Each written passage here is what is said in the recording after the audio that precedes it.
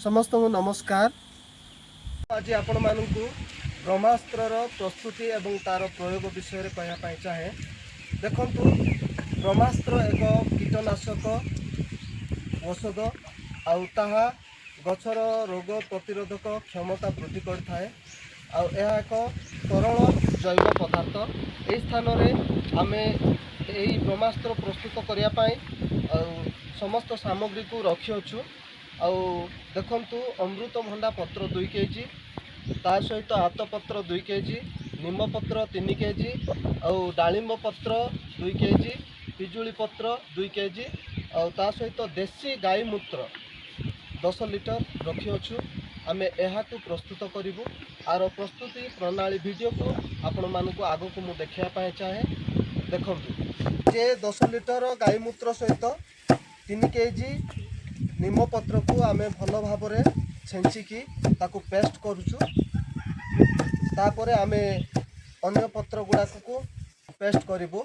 2 litre पानी सहित अमृतभंडा पत्र 2 केजी, ता सहित आमर आत पत्र 2 केजी, डालिंब पत्र 2 केजी, पिजुली पत्र 2 केजी, ये समस्त को भल छेची आमे पेस्ट करिवु। माने जो 2टी घोल आम प्रस्तुत करूँ से घोल को आम यही हांडी रे आम ढालू। बर्तमान ढालतु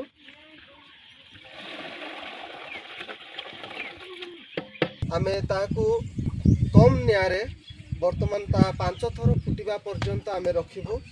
5 थर फुटिला परे ता जे प्रकार अर्धेक होइजिबो आम ताकू बाहर करिबू। एक छाई जगार रखिबू। संपूर्ण ठंडा हैला परे ताकू आमे भल भाव एक पात्र रे छाणिकी बाहर करिबू। वर्तमान आम मानकर ब्रह्मास्त्र प्रस्तुत हो सारी। आमे ताकू ठंडा कला परे आमे सेइथिरु छाणिकी औषध बाहर करिछु।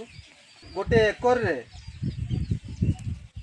100 लिटर पानी रे 2 रु 2 लिटर अधे पर्यंत आमे ई ब्रह्मास्त्र औषध को मिसाई गछरे स्प्रे करिबा, जो द्वारा कीट दाउरू गछ रक्षा पाइब, ता सहित गछर रोग प्रतिरोधक शक्ति वृद्धि पाइब।